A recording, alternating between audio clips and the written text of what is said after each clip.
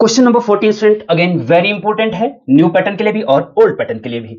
अगर ए और A inverse का मल्टीप्लाई करके ये मैट्रिक्स बन जाए, मतलब आइडेंटिटी आ गया, तो इसका मतलब ये हुआ कि आपका आंसर सही है। इसमें थोड़ा ट्रिक है, बस ट्रिक क्या है, ये है।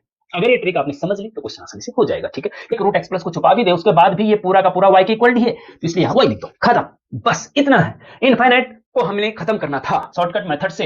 X square is equal to क्या होगा, x square is equal to होगा under root A square plus B square. A की जगह पे 3 है तो 3 का स्क्वायर प्लस बी स्क्वायर मतलब 4 का स्क्वायर प्लस ए मतलब 3 अपॉन 2 एंड वाइस। ये अप्लाइड मैथ्स 1 का लेटेस्ट क्वेश्चन पेपर है। ये अभी सितंबर 2025 में आपके स्पेशल बैच में पूछा गया था फर्स्ट सेमेस्टर में। इस क्वेश्चन पेपर का सेक्शन ए हम ऑलरेडी अपलोड कर चुके हैं। अब हम स्टूडेंट सेक्शन बी बताने जा रहे हैं, और सेक्शन बी स्टूडेंट 7 क्वेश्चन पूछे जाते हैं, उसमें से आपको 5 करने होते हैं ओल्ड पैटर्न के हिसाब से। ओल्ड पैटर्न के लिए क्वेश्चन पेपर है, लेकिन इसमें सबसे इंपॉर्टेंट बात क्या है, इसमें 7 में से 5 क्वेश्चन ऐसे हैं जो न्यू पैटर्न के लिए भी वेरी इंपॉर्टेंट है। आप देख रहे होंगे क्वेश्चन नंबर 15 और 16 को छोड़ करके 13 से लेकर 19 तक पांचों के पांचों क्वेश्चन ओल्ड के साथ साथ न्यू पैटर्न वालों के लिए भी वेरी इंपॉर्टेंट है। तो ओल्ड वाले हैं या न्यू वाले हैं या लेटर एंट्री वाले हैं, बैक पेपर वाले हैं, सभी के लिए ये 5 क्वेश्चन बहुत इंपॉर्टेंट है, और इनको हम सबसे पहले 5 क्वेश्चन को कराएंगे, उसके बाद उन 2 क्वेश्चन को भी, क्वेश्चन नंबर 15 और 16 भी कराएंगे। तो वेरी इंपॉर्टेंट है, ध्यान से कंसंट्रेट होकर कुंडी मार के एकांत में बैठ जाइए, कॉपी पेन साथ में लेकर के। नेता टाइप आधा काम मत करो, सब्सक्राइब के साथ साथ बेल आइकॉन भी दबाओ। Question number 13 student, resolve x minus 3 upon X square minus 3x plus 2 into partial fraction. इसको पार्शियल फ्रैक्शन में बदलना है, ये कंपोजिट फ्रैक्शन, इसको पार्शियल फ्रैक्शन में बदलना है। कैसे बदलेंगे? तो स्टूडेंट इसको सॉल्व करने का सिंपल तरीका है कि जो कंपोजिट फ्रैक्शन आपके पास ये क्वेश्चन में दे रखा है, उसको हम क्या करते हैं कि लेट स्टार्टिंग वहां से करते हैं, let x minus 3 upon X square minus 3x plus 2 is equal to, इसको पार्शियल फ्रैक्शन में मान करके चेंज करते हैं पहले। लेकिन उससे पहले एक चीज ध्यान रखना, इसमें इसके कुछ स्टेप्स हैं जो कि मैं एक साइड में लिख देता हूं, जिससे कि आपकी कॉन्सेप्ट क्लियर हो जाए। तो स्टूडेंट इसके लिए जो 3 स्टेप है वो ये हैं। सबसे पहला स्टेप है कि इम्प्रॉपर फ्रैक्शन को प्रॉपर में चेंज करो। अगर ये इम्प्रॉपर है, पहले चेक करो कि प्रॉपर है या इम्प्रॉपर फ्रैक्शन है। प्रॉपर फ्रैक्शन उसको कहते हैं जिसमें ऊपर वाले की पावर नीचे वाले से कम होती है। यहाँ पे ऊपर वाले की पावर, न्यूमरेटर की पावर 1 है, क्योंकि x की मैक्सिमम पावर 1 है तो इसकी पावर 1 है, और इसकी डिनोमिनेटर की पावर 2 है, तो ऊपर वाले की नीचे वाले से कम है, तो ये प्रॉपर फ्रैक्शन है। अगर ये इम्प्रॉपर फ्रैक्शन होता तो पहले प्रॉपर में बदलना पड़ता। इम्प्रॉपर कब होता है? जब ऊपर वाले की पावर नीचे वाले से कम होती है, सॉरी ज्यादा होती है। ठीक है, तो ये प्रॉपर है, ऊपर कम पावर है, नीचे ज्यादा पावर है, तो ये प्रॉपर फ्रैक्शन है। तो फर्स्ट स्टेप में काम करने की जरूरत नहीं है। सेकेंड स्टेप में आओ कि डिनोमिनेटर के फैक्टर, डिनोमिनेटर ये है, हाँ, डिनोमिनेटर के जितने फैक्टर हो सकते हैं सबसे पहले उसके फैक्टर करने चाहिए। हाँ, तो x माइनस 3 अपॉन इनके फैक्टर करो। इनके फैक्टर स्टूडेंट क्या है कि इसका factor x minus 1 into x minus 2 हो रहा है। यस, बिल्कुल इसका फैक्टर वैसे आपको आना चाहिए, लेकिन चलो मैं थोड़ा सा बता दे रहा हूं कि भाई कैसे करते हैं। रफ में आप करेंगे, x square minus 3x plus 2 के फैक्टर करने हैं, तो एक्स स्क्वायर कोएफिशिएंट 1 है, कांस्टेंट टर्म 2 है, तो 1 और 2 का x square coefficient constant term का मल्टीप्लाई करके 2 आ रहा है। इसके 2 टुकड़े ऐसे करने हैं कि ऐड करने पे ये माइनस 3 आना चाहिए बीच वाला। हाँ, ऐड करने पे माइनस 3 आना चाहिए, और मल्टीप्लाई करने पे 2 आना चाहिए वाला। ठीक है, तो क्या हो सकता है, 2 के फैक्टर क्या हो सकते हैं ऐसे? 2 के फैक्टर जो है माइनस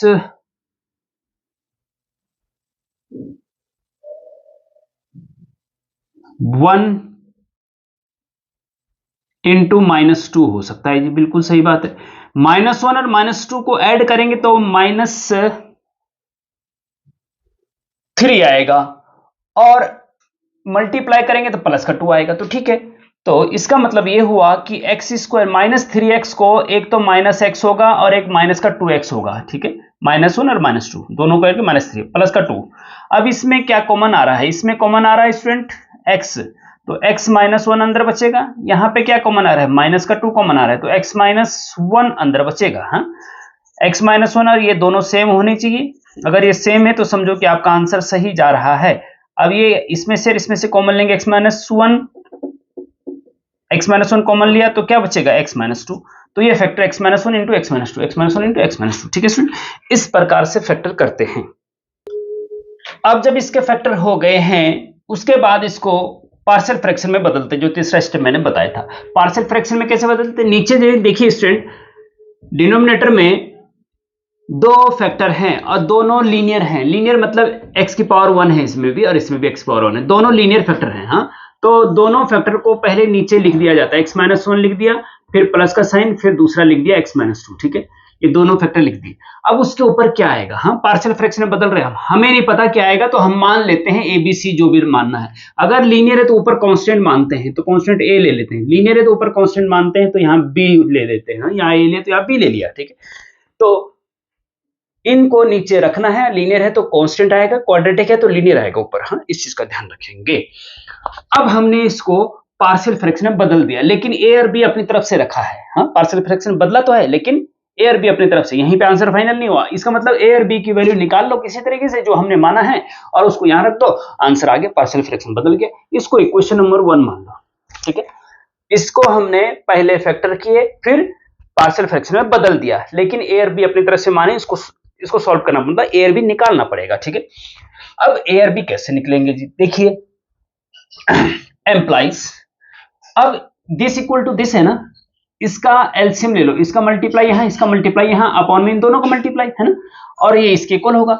और जब ये इसके इक्वल होगा तो नीचे वाला पूरा नीचे वाले से कट जाएगा, क्योंकि ये दोनों आएंगे ना। हाँ, तो क्या बचेगा, हम थोड़ा डायरेक्ट कर रहे हैं। हाँ, x-3 इज इक्वल टू, ये तो इससे कट जाएगा, इसके साथ a के साथ क्या होगा, a के साथ होगा x-2 प्लस b के साथ क्या होगा, ये होगा x-1, ठीक है। इसको इक्वेशन नंबर 2 मान लो।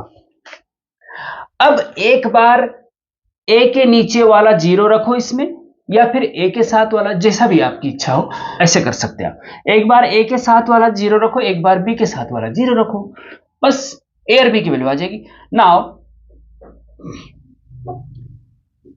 पुट a के साथ क्या है, x-2 है, x-2 को 0 के इक्वल रखो, और यहां से एम्प्लाइज अगर 0 के इक्वल रखते हैं तो x इक्वल टू 2 आता है ना, 2 इन इक्वेशन 2, इन इक्वेशन 2 मतलब पुट मतलब रखो x-2, इक्वेशन 2 में x-2 की जगह 0 रखो और x की जगह 2 रखो, ठीक है। तो x की जगह 2 रखेंगे तो यहां 2 रखेंगे तो क्या मिलेगा भैया, 2 रखेंगे 2 - 3 - 1 हो जाएगा, इज इक्वल टू, यहां पे x-2 की जगह 0 रखेंगे तो a इंटू 0 पूरा 0 हो जाएगा, प्लस b, और यहां पे x की जगह 2 रखेंगे 2 - 1 1 हो जाएगा, ठीक है जी। तो यहां से आपका b इज इक्वल टू मिल रहा है -1, b इज इक्वल टू मिल रहा है -1, ठीक है।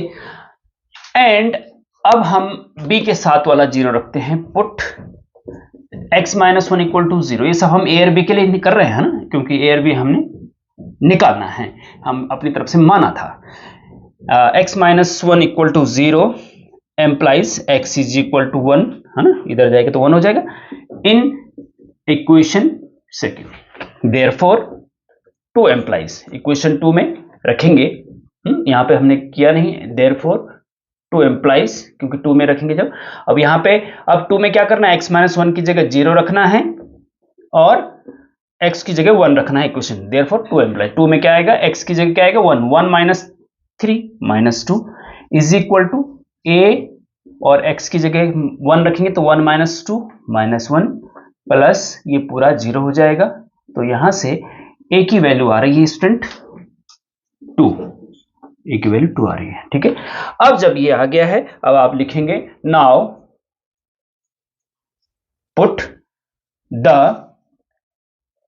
Value of a and b in equation first, equation first में रख दो, खत्म बात। तो यहां पे लिख दे रहे हैं, यहां पे स्पेस कम हो रहा है, तो 1 एम्प्लाइज इक्वेशन 1 में रखेंगे तो 1 एम्प्लाइज क्या आएगा, दिस इक्वल टू दिस या दिस इक्वल टू, यहां से शुरू कर, क्योंकि हमारा मूल क्वेश्चन में ये था।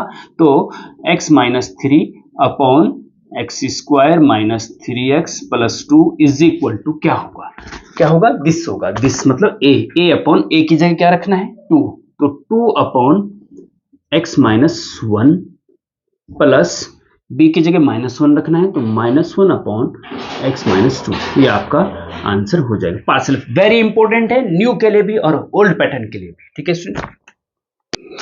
इसको कंपोजिट फ्रैक्शन बोलते हैं, और ये पार्शियल फ्रैक्शन, मतलब अलग अलग तोड़ देना पार्शियल फ्रैक्शन है। फिर इसका मल्टीप्लाई यहां, इसका मल्टीप्लाई यहां करेंगे तो वापस यही आएगा, और ये पार्शियल फ्रैक्शन वापस कंपोजिट फ्रैक्शन में हो जाएगा। अगर आपको फाइनली आपका आंसर सही है या नहीं ये चेक करना है और समय आपके पास है, तो इसका मल्टीप्लाई यहां, इसका मल्टीप्लाई यहां करके देखिए, यही आंसर आना चाहिए सॉल्व करके ये आना चाहिए, तो आंसर आपका सही हो जाएगा। Question number 14 student, again very important है, न्यू पैटर्न के लिए भी और ओल्ड पैटर्न के लिए भी। cos 75 डिग्री की वैल्यू निकालनी है।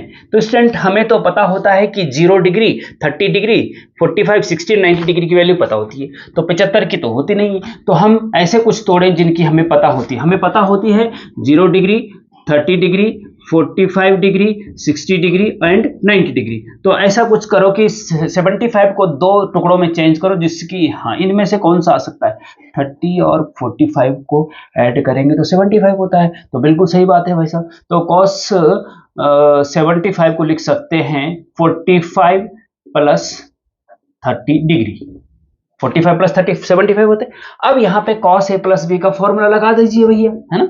cos a प्लस बी का फॉर्मूला क्या होता है, cos a प्लस बी का फॉर्मूला आपको याद होना चाहिए, इज इक्वल टू होता है cos a cos b minus sin a sin b।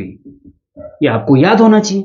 जैसे sin a प्लस बी का sin a cos b plus cos a sin b, ये आपको याद होना चाहिए।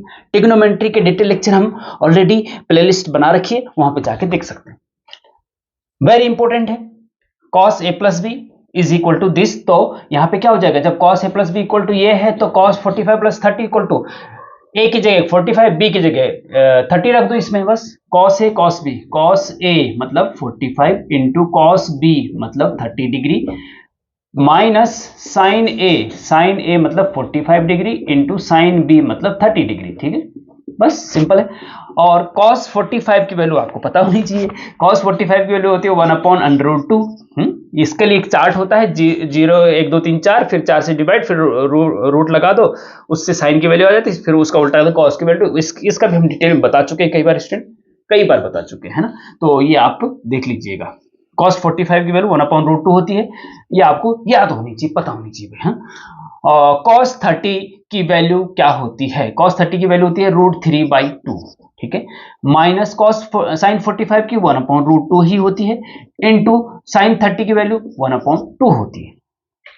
ठीक है, इज इक्वल टू, अब ये सेम है दोनों, ऊपर हो जाएगा √1 इंटू √3 माइनस 1/2√2। ठीक है, अब डिनोमिनेटर सेम है तो वो सिंगल लिखा जाता है, ऊपर √3 माइनस 1 हो जाता है, और ये आपका आंसर आ जाता है। ठीक है स्टूडेंट, sin 75 की वैल्यू फाइंड कीजिए। ये मैं आपको होमवर्क के लिए दे रहा हूं, अगर आपने ये कर लिया समझो कि आपको ये समझ में आ गया। और एक sin 18 डिग्री भी बहुत ज्यादा पूछा जाता है स्टूडेंट, लेकिन ये लॉन्ग में पूछा जाएगा। sin 18 डिग्री की वैल्यू फाइंड कीजिए। ये ओल्ड वालों के लिए 10 मार्क्स का और न्यू वालों के लिए 5 मार्क्स का पूछा जाएगा। वेरी इंपॉर्टेंट है भी, ये हम पहले भी बता चुके हैं कई बार, और आगे भी इस क्वेश्चन पेपर में, यहाँ पे इसमें जो है, इसमें क्योंकि वेरी इंपॉर्टेंट क्वेश्चन पेपर है ये। जो भी क्वेश्चन पेपर पिछले सालों के होते हैं वो सारे इंपॉर्टेंट क्वेश्चन से ही आते हैं। तो यहाँ पे देखिए cos 36, कभी sin 36 का आता है, कभी sin 18 डिग्री का पूछा जाता है, कभी cos 36 का डिग्री का। दोनों का मेथड सेम है वैसे एक्चुअली। cos 36 की वैल्यू फाइंड कीजिए। तो cos sin 18 या cos 30, जिसको 5 मार्क्स और ओल्ड वालों को 10 मार्क्स कंफर्म करने, वो ये भी तैयार कर लें, और अगले सेक्शन सी में जब हम बताएंगे तो उसमें हम इसको कवर करेंगे cos 36 को। ठीक है, क्योंकि वेरी इंपॉर्टेंट है। तो अब हम सीधे कूद जाते हैं स्टूडेंट क्वेश्चन नंबर 17 में, क्योंकि क्वेश्चन नंबर 15 और 16 जो है केवल ओल्ड के लिए है, और हम अभी 5 क्वेश्चन ऐसे करना चाह रहे हैं इस क्वेश्चन पेपर की जो ओल्ड और न्यू दोनों के लिए वेरी इंपॉर्टेंट है। ठीक है, तो लास्ट में हम 15 और 16 बाद में कराएंगे। क्वेश्चन नंबर 17 देखिए, वेरी इंपॉर्टेंट अगेन। इसमें स्टूडेंट आपको कोई मैट्रिक्स ए दे रखी है और उसका इनवर्स निकालना है। ए दे रखा है, ए इनवर्स निकालना है, ठीक है। तो भैया ए इनवर्स निकालने का सबसे सिंपल तरीका है कि ए इनवर्स का एक फॉर्मूला होता है 1 upon determinant of A into adjoint of A. ये आपको याद होना चाहिए। किसी भी मैट्रिक्स का इनवर्स निकालना है तो ये फॉर्मूला है, A inverse is equal to 1 upon determinant है इनटू एडज्वाइंट ऑफ ए। इसका मतलब ये हुआ कि डिटर्मिनेंट ऑफ ए और एडज्वाइंट ऑफ ए कहीं किसी तरीके से हमें मिल जाए और यहां रख दे तो इनवर्स निकल जाएगा। तो ठीक है, ये दो चीजें निकालनी है। तो देयरफॉर जब ए दे रखा है तो डिटर्मिनेंट ऑफ ए क्या होता है, डिटर्मिनेंट ए मैट्रिक्स है तो उसको डिटर्मिनेंट ऑफ ए ऐसे लिखते हैं, ठीक है। और डिटर्मिनेंट क्या होगा ए का, इनको सीधे डंडे कर दो, मोड़ना नहीं है तो डिटर्मिनेंट में बदल जाता है, ठीक है जी। और नंबर वही अंदर रखो। अब इसका डिटरमिनेंट को सॉल्व करो, लेफ्ट के टॉप से राइट के बॉटम में मल्टीप्लाई, 1 का 4 में मल्टीप्लाई 4, फिर माइनस लेफ्ट के बॉटम से राइट के टॉप में मल्टीप्लाई 3 इंटू 2 6, तो माइनस का 2 आ गया और ये 0 नहीं आना चाहिए और नहीं है 0, ठीक, अच्छी बात है। क्योंकि अगर ये 0 आ गया तो ए इनवर्स आप निकाल नहीं सकते हैं, बोलेंगे कि ये निकालना संभव नहीं है, क्योंकि जब अपॉन में 0 आता है तो वो अनडिफाइंड हो जाता है, ठीक है। तो ये 0 नहीं आए तो अच्छी बात है, अर्जेंट ऑफ ए निकालेंगे, डिटरमिनेंट ऑफ ए निकल गया एंड एडज्वाइंट ऑफ ए। तो ये very important student, adjoint of A वैसे तो इसका एक मेथड होता है कि जो मैट्रिक्स है उसके हर एलिमेंट के कोफैक्टर निकाले जाते हैं और फिर उसकी जो मैट्रिक्स बनती है उसका ट्रांसपोज किया जाता है। लेकिन मैं आपको एक शॉर्टकट तरीका बता रहा हूं, 2/2 के लिए काम करेगा ये, 3/3 के लिए दूसरा शॉर्टकट है, 2/2 के लिए काम करेगा। कैसे काम करेगा देखिए, किसी भी मैट्रिक्स का एडज्वाइंट निकालना है तो मेन डायगोनल के एलिमेंट, इसको बोलते हैं मेन डायगोनल, ऐसे में मेन डायगोनल और ऐसे में ऑफ डायगोनल। मेन डायगोनल के एलिमेंट को आपस में बदल दो, 1 और 4 को आपस में बदल दो, 1 की जगह 4 कर दो, 4 की जगह 1 कर दो। ऑफ डायगोनल के एलिमेंट के साइन चेंज कर दो, 2 की जगह +2 है तो -2 कर दो, +3 है तो -3 कर दो, अगर माइनस होता तो प्लस करते। बस इतना याद रखना, नोट कर लो। क्या बोला मैंने फिर नहीं बोलूंगा, टक टक करके पीछे जाए 10 सेकंड, आपको पता चल जाएगा, नोट कर लो, वेरी इंपॉर्टेंट चीज है कहीं पे। हाँ, तो एडज्वाइंट ऑफ ए आ गया। अब ये दोनों आ गए तो देयरफॉर यहां पे लिख दीजिए, देयरफॉर या यहीं पे चलो, therefore A inverse is equal to 1 upon determinant of A into adjoint of A is equal to 1 upon determinant of A की जगह -2 आएगा, ठीक है। और एडज्वाइंट ऑफ ए की जगह क्या आएगा, यह आएगा 4 -2 -3 1, ठीक है जी, ये आ गया। अब -1/2 का अंदर मल्टीप्लाई कर दो तो हर एलिमेंट के साथ मल्टीप्लाई होता है जी। जब मैट्रिक्स के बाहर से किसी एलिमेंट का अंदर मल्टीप्लाई करते हैं तो हर एलिमेंट के साथ मल्टीप्लाई होता है। डिटर्मिनेंट में केवल एक रो या एक कॉलम के साथ, लेकिन मैट्रिक्स में हर एलिमेंट के साथ मल्टीप्लाई होता है। तो -1/2 का अंदर मल्टीप्लाई करेंगे तो 4 के साथ करेंगे तो -4/2 हो जाएगा, और -2/-2 तो ये 1 हो जाएगा, या हाँ 1 हो जाएगा। चलो ये भी वैसे तो -2 हो रहा है, कोई दिक्कत नहीं। इसके साथ करेंगे तो 3/2 हो जाएगा, माइनस में प्लस हो जाएगा ना, हाँ। इसके साथ करेंगे तो -1/2 हो जाएगा और ये आपका आंसर हो जाएगा, ठीक है। तो इतना कर सकते हैं कि इसको और तो नहीं कट रहा है लेकिन ये कट जा रहा है तो इसको हम -2 लिख सकते हैं। क्या लिख सकते हैं, -2 लिख सकते हैं, ठीक है स्टूडेंट। अब ये आपका आंसर हो गया। अगर आपको चेक करना है कि आंसर मेरा सही है नहीं, तो आपके लिए एक ट्रिक बता रहा हूं मैं। आप क्या करेंगे, A इंटू ए इनवर्स करेंगे। A तो आपका ये है और A इनवर्स आपका ये है, इन दोनों मैट्रिक्स का आपस में मल्टीप्लाई करेंगे। मल्टीप्लाई करने पे आई आना चाहिए, आइडेंटिटी मैट्रिक्स आनी चाहिए। आइडेंटिटी मैट्रिक्स मतलब जिसके मेन डायगोनल के एलिमेंट 1 1 होते हैं और 0 होते हैं, 1 0 0 1। अगर A और A इनवर्स का मल्टीप्लाई करके ये मैट्रिक्स बन जाए, मतलब आइडेंटिटी आई आ गया, तो इसका मतलब ये हुआ कि आपका आंसर सही है। तो क्वेश्चन नंबर 18 देखिए student, very important, new pattern और ओल्ड पैटर्न दोनों के लिए बहुत इंपॉर्टेंट है। आपको प्रूफ क्या करना है क्वेश्चन में देखिए, tan 5a minus tan 3a minus tan 2a is equal to tan 5a into tan 3a into tan 2a। अब कैसे प्रूफ होगा ये, हाँ, इसमें लेफ्ट हैंड साइड लेकर के राइट हैंड साइड प्रूव नहीं हो सकती है, या फिर राइट हैंड साइड लेकर के लेफ्ट हैंड साइड प्रूव नहीं हो सकती है। इसमें एक थोड़ा सा हल्की सी ट्रिक है स्टूडेंट, अगर वो ट्रिक आपने पकड़ ली या समझ ली तो सारा क्वेश्चन बहुत इजीली हो जाता है। वो ट्रिक क्या है देखिए, क्वेश्चन में जो प्रूव करना है उसमें एंगल 3 टाइप के दिख रहे हैं, एक 5A, एक 3A और एक 2A। ठीक है, तो 5A और 3A 2A में क्या रिलेशन है? 3A और 2A को ऐड करके 5A बनता है ना। तो इसका मतलब ये हुआ कि हम जानते हैं, आपको क्या करना है जब सॉल्व करेंगे, वी नो दैट, हम जानते हैं कि 5A is equal to 3A plus 2A होता है ना। 5A is equal to 3A plus 2A होता है। ट्रिग्नोमेट्री का स्टूडेंट, हाँ, डिटेल्ड वीडियो लेक्चर ट्रिग्नोमेट्री के हम ऑलरेडी अपलोड कर चुके हैं, वहां पे प्लेलिस्ट में आप जाके देख सकते हैं। 5A is equal to 3A plus 2A होता है। अब इसके अलावा tan भी चाहिए हमें, जो प्रूव करना है उसमें ये एंगल भी चाहिए और उसके बाद tan भी चाहिए। तो बोथ साइड tan लेने पर इधर भी tan और इधर भी tan ले सकते हैं आप।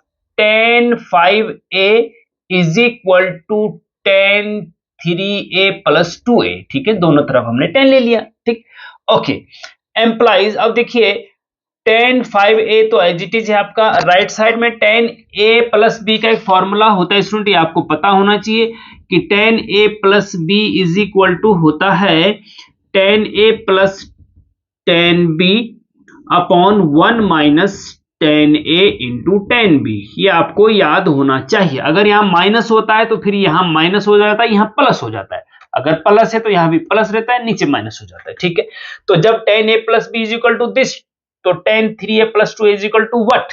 तो A की जगह पे 3A है, B की जगह पे 2A है, तो same tan A plus tan B, मतलब tan A की जगह 3A आ जाएगा प्लस tan B की जगह पे tan 2A आ जाएगा अपॉन 1 माइनस tan A मतलब 3A इंटू tan B मतलब 2A।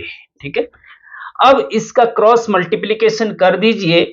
1 minus 3A plus 2A का इधर मल्टीप्लाई होगा तो 1 का tan 5A से होगा तो tan 5A होगा, है ना। फिर माइनस दिस पूरे का इसके साथ होगा तो ये हो जाएगा माइनस का tan 5A into tan 3A into tan 2A is equal to बचेगा ये ऊपर वाला tan 3A plus tan 2A। ठीक है स्टूडेंट, वेरी इंपॉर्टेंट क्वेश्चन है, कई बार ये पूछा गया है। ओल्ड पैटर्न में तो खैर पूछा ही गया है, न्यू पैटर्न में भी इसके आने की संभावना बहुत ज्यादा है। ठीक है, अब देखिए जो प्रूव करना है क्या वो आ गया है या कुछ थोड़ा बहुत चेंजेस करने हैं? नहीं, इस वाले पार्ट को ले जाओ राइट हैंड साइड और इस वाले को लेके आओ इधर, तो प्रूफ हो गया फिर। हाँ, देखिए एम्प्लाइज tan 5A तो आपका ये है ही। ठीक है, अब tan 3A को इधर लाएंगे तो माइनस का tan 3A हो जाएगा, 2A को इधर लाएंगे तो माइनस का tan 2A हो जाएगा, क्योंकि प्लस का है ना इधर, तो इधर आके, हाँ, इज इक्वल टू इस पूरे को माइनस को उधर जाके प्लस का हो जाएगा tan 5A into tan 3A into tan 2A। ठीक है, अब देखिए जो आपको क्वेश्चन में प्रूफ करना तो क्या वही है? हाँ वही है, तो आपका ये प्रूफ हो जाता है स्टूडेंट। ठीक है, तो इस प्रकार से क्वेश्चन को समझने की कोशिश, देखिए इसमें आपको ऐसा ज्यादातर क्वेश्चन क्या होता है कि लेफ्ट हैंड साइड ली, राइट हैंड साइड प्रूफ कर दी, प्रूफ करने वाले जो होते हैं, या फिर राइट हैंड साइड दी, लेफ्ट हैंड साइड प्रूफ कर दी। लेकिन इसमें क्या है, इसमें थोड़ा ट्रिक है, बस ट्रिक क्या है, ये है। अगर ये ट्रिक आपने समझ ली तो क्वेश्चन आसानी से हो जाएगा। ठीक है, इसीलिए ट्रिक की वजह से ही बार बार रिपीट भी होता है स्टूडेंट, तो अच्छे से कर लीजिए।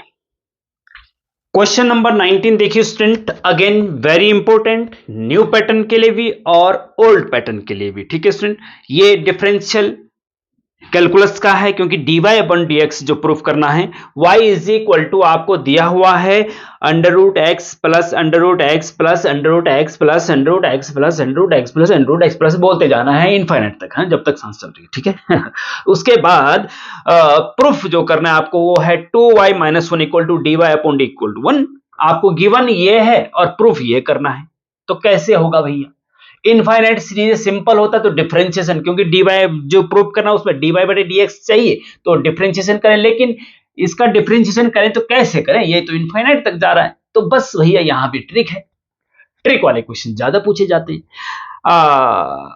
ये ट्रिक क्या है, देखिए इसमें करना क्या है स्टूडेंट कि देखिए अगर जैसे सागर है, सागर से एक गागर बाहर निकालते हैं पानी की, तब भी वो सागर ही रहता है या सागर माइनस गागर हो जाता है? नहीं ना, सागर से मतलब एक बूंद ही हुआ, एक गागर मतलब एक बूंद निकालना होता है। कोई फर्क पड़ता है सागर पे? नहीं पड़ता है। इनफाइनाइट भी इनफाइनाइट होता है, अनंत होता है, अनंत पे भी कोई फर्क नहीं पड़ता। अनंत मतलब अनंत। अगर हम देखिए रूट, ध्यान देना, रूट एक्स प्लस, फिर उसके बाद रूट एक्स प्लस, हाँ रूट एक्स प्लस तक तो ठीक है, उसके बाद रिपीट हो रहा है रूट एक्स प्लस, फिर रूट एक्स प्लस और इनफाइनाइट तक। तो अगर एक रूट एक्स प्लस को हम हटा भी दें तब भी ये सागर ही रहेगा ना। अगर हम एक बूंद इधर भी निकाल दें, मतलब एक बूंद ही हुआ, रूट एक्स प्लस एक बूंद हुआ, ऐसे इनफाइनाइट रूट एक्स प्लस है, इनफाइनाइट तक है। अगर एक, अभी ये पूरा क्या है, y के इक्वल है, अगर एक रूट एक्स प्लस हटा भी दे तब भी ये root x plus root x plus root x plus ही रहेगा, मतलब ये y के बराबर ही रहेगा। अगर एक छुपा भी दें तो उसके बाद भी, या एक हटा भी दें उसके बाद भी ये y ही रहेगा। तो दैट मीन्स कि y is equal to root x plus, तो था ही। उसके बाद जितना रिपीट हो रहा है वो पूरा का पूरा, इतना छुपा भी दे रूट एक्स प्लस, एक रूट एक्स प्लस को छुपा भी दे उसके बाद भी ये पूरा का पूरा y के इक्वल ही है, तो इसलिए यहां y लिख दो, खत्म, बस इतना है। इनफाइनाइट को हमने खत्म करना था, इनफाइनाइट का डिफरेंशिएशन नहीं हो सकता, पहले इनफाइनाइट सीरीज है ना, इनफाइनाइट सीरीज को पहले खत्म करना होता है और वो खत्म हो गया अब, क्योंकि इससे आगे रूट एक्स प्लस के आगे जितने भी है सब पूरे y के इक्वल ही तो हैं, तो इसको y के इक्वल रख दिया हमने, इसकी जगह पूरा y रख दिया, y is equal to root x plus और इसे पूरा उसका आगे का y रख दिया। बस इतना अगर समझ गए तो हो गया काम। अब क्या करना है, स्क्वायरिंग बोथ साइड कर दो, इसका स्क्वायर y का स्क्वायर और इसका भी स्क्वायर, इसका स्क्वायर, स्क्वायर से रूट हट जाता है तो क्या बचेगा, x प्लस वाई। स्क्वायरिंग इसलिए कि हमने कि रूट हट जाए, क्योंकि डिफरेंशिएशन करने में आसानी हो जाती है फिर, ठीक है। अब डिफरेंशिएशन कर दो भैया, अब इनफाइनाइट भी हट गया, रूट भी हट गया, अब differentiation both side, differentiation both side with respect to x, x के रिस्पेक्ट में both side differentiation, y square है तो ये 2y हो जाएगा, इनटू y का फिर से x के रिस्पेक्ट में dy अपॉन dx होता है, ये आपको पता होना चाहिए भैया डिफरेंशिएशन। हाँ, डिफरेंशिएशन के डिटेल लेक्चर हमने अपलोड कर रखे हैं। x का differentiation with respect to x 1 होता है, प्लस y का dy अपॉन dx होता है, ये आपको पता होना चाहिए। हाँ जी, ओके। अब जो प्रूफ करना है स्टूडेंट वो क्या है, वो है कि लेफ्ट साइड dy बटे dx है तो इसको इधर लेके आओ भैया। हाँ, इसको क्या करो, इधर लेके आओ, एम्प्लाइज देखो 2y dy अपॉन dx तो है ही अपना, ये यहां पे इसको इधर लेंगे तो माइनस का dy अपॉन dx हो जाएगा और इधर क्या बचेगा, 1 बचेगा क्यों, ठीक है। जो प्रूफ करना है उधर वहां पे भी 1 है। अब यहां पे dy अपॉन dx कॉमन आ रहा है तो ब्रेक, यहां क्या बचेगा, 2y बचेगा और यहां क्या बचेगा, -1 बचेगा, बाहर आ जाएगा dy upon dx is equal to 1, proved, खत्म बात, ठीक है। तो इस प्रकार से स्टूडेंट इस क्वेश्चन को भी करेंगे, वेरी इंपॉर्टेंट है। होमवर्क के लिए मैं आपको एक क्वेश्चन दे रहा हूं, वो है y is equal to x की पावर x की पावर x की पावर x की पावर x की पावर x की पावर इनफाइनाइट तक, तो आपको dy बटे dx निकालना है, dy बटे dx क्या होगा, ठीक है। तो जरा इसको सॉल्व करके कमेंट में मुझे बताइएगा, वेरी इंपॉर्टेंट है भी, या ये आएगा फिर या ये आएगा।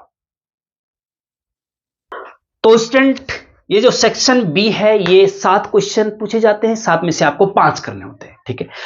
5 क्वेश्चन हम कर चुके हैं, हमने बीच में 2 क्वेश्चन छोड़ दिए थे, क्वेश्चन नंबर 16 एंड 15 एंड 16, वो इसलिए छोड़े थे क्योंकि 13, 14, 17, 18 और 19 ये पांचों के पांचों क्वेश्चन ओल्ड और न्यू पैटर्न के लिए वेरी इंपॉर्टेंट थे, इसलिए मैंने पहले ये कराया, ठीक है। अब जो 2 क्वेश्चन और बचते हैं सेक्शन बी के, वो है क्वेश्चन नंबर 15 एंड 16, ये भी वेरी इंपॉर्टेंट है लेकिन केवल ओल्ड के लिए, ओल्ड सिलेबस के लिए, ठीक है।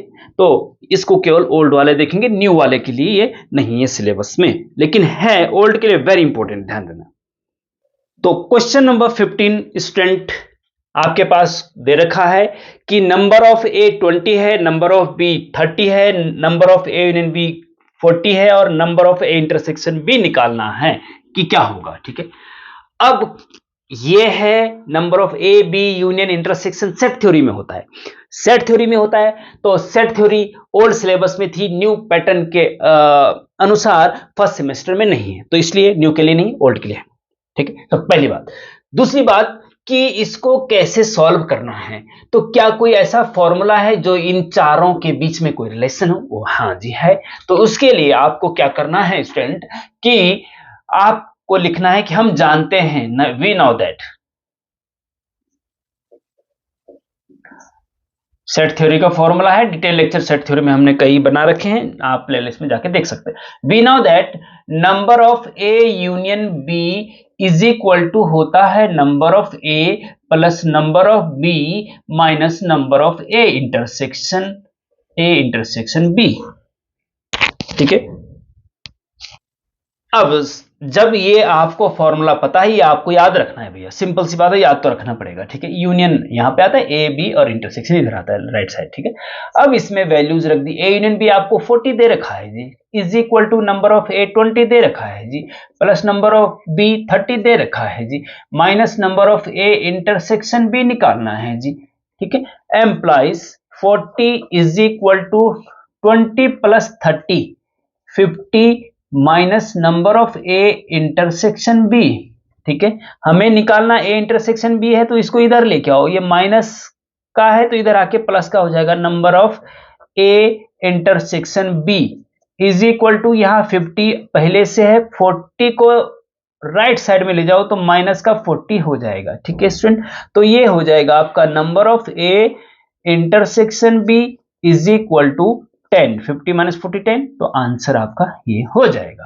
सिंपल सी बात है। ठीक है जी, तो ओल्ड पैटर्न वाले अच्छे से कर लेंगे इसको, बहुत इंपॉर्टेंट है।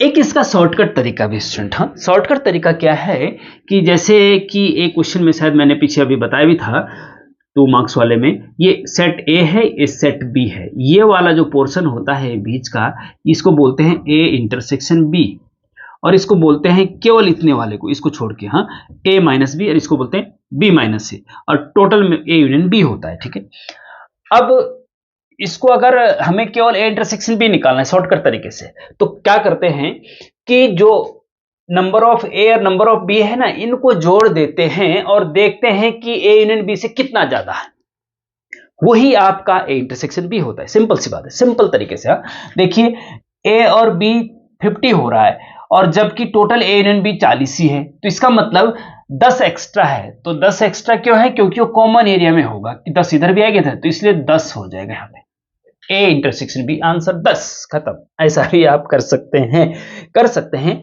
वैसे तो प्रॉपर प्रोसीजर ये है, लेकिन अगर ऐसा भी करेंगे तो कुछ ना कुछ मार्क्स तो एग्जामिनर देगा। हाँ, और मैं होता तो मैं तो फुल बटे फुल मार्क्स देता, क्योंकि दिमाग उसने लगाया है ना। अब इसमें हमने क्या किया कि भाई ए यूनियन बी 40 था और इन दोनों का सम 50 था, तो कितना ज्यादा था? 10 ज्यादा। जितना ज्यादा है वो उतना इंटरसेक्शन बी होता है। ठीक है, उसके बाद ए को कंप्लीट करना हो, मान लीजिए तो ए में कितने हैं? 20 हैं, तो 10 तो ऑलरेडी आ चुका है, ए के अंदर 10 और आएगा। ठीक है, बी को कंप्लीट करना है, तो बी में 10 तो ऑलरेडी आ चुका है, 10 में कितने? 30 होने चाहिए, बी में 30 होने चाहिए, 10 ऑलरेडी, तो 20 से और हो गया। ठीक है, अब देखो 10 10 20 और 20 40, ए यूनियन बी में 40, ए इंटरसेक्शन बी में 10, और ए माइनस बी में number of A minus B 10, और number of B minus C पूछा जाएगा तो वो 20 होगा। ठीक है, और number of A union B सब मिला करके 40 हो गया। ऐसे भी इसको समझा जाता है। कॉम्पिटिटिव एग्जाम में जब आप जेई और इंजीनियर का एग्जाम देते हैं या पीसीएस वगैरह का एग्जाम देते हैं, वहां पे ये वाला क्वेश्चन बहुत ज्यादा पूछा जाता है इस टाइप से, तो वहां पे समय कम होने की वजह से इस टाइप से इसको सॉल्व करना होता है। तो question number 16 student, again very very important है। Square root of 3 + 4 iota, complex number का स्क्वायर रूट निकालना है, लेकिन फर्स्ट सेमेस्टर में जो न्यू पैटर्न है उसमें कॉम्प्लेक्स नंबर नहीं है, तो ओल्ड पैटर्न के लिए वेरी इंपॉर्टेंट है। कई बार पूछा गया, लगभग 100% चांस है कि ये आएगा ही आएगा।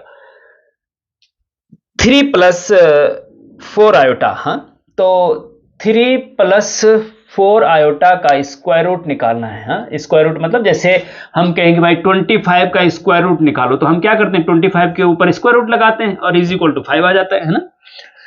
तो ऐसे ही ये कॉम्प्लेक्स नंबर, ये तो रियल नंबर है, ये कॉम्प्लेक्स नंबर, इसका स्क्वायर रूट क्या होगा?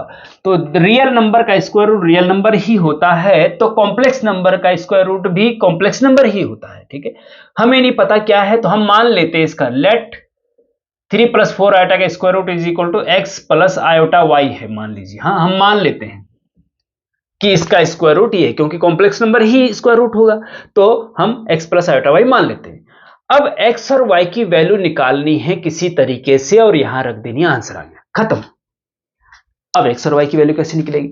तो स्टूडेंट इसके लिए एक तो है लॉन्ग मेथड, प्रॉपर लॉन्ग वाला मेथड। मैं आपको यहां पे शॉर्टकट मेथड, वेरी इंपॉर्टेंट और बेहतरीन मेथड बताने जा रहा हूं। लॉन्ग मेथड मैं कई बार बता चुका हूं, पिछले वीडियो लेक्चर अप्लाइड मैथ्स 1 की प्लेलिस्ट में आप जाएंगे तो पिछले सालों के जो क्वेश्चन पेपर आप देखेंगे उनमें हर क्वेश्चन पेपर में ये क्वेश्चन होता ही होता है, तो वहां पे लॉन्ग तरीके से कर रखा है। शॉर्ट तरीके से देखिए, अगर मान लीजिए a प्लस आयोटा b कोई कॉम्प्लेक्स नंबर है, उसका square root x plus iota y है। इफ दिस, इसको याद रखना, आपको वेरी इंपॉर्टेंट चीज बता रहा हूं मैं आपको, ठीक है। If a plus iota b का square root is equal to x plus iota y, तो हमें x और y की वैल्यू निकालनी है, तो x therefore x square is equal to होता है under root a square plus b square plus a upon 2, ठीक है।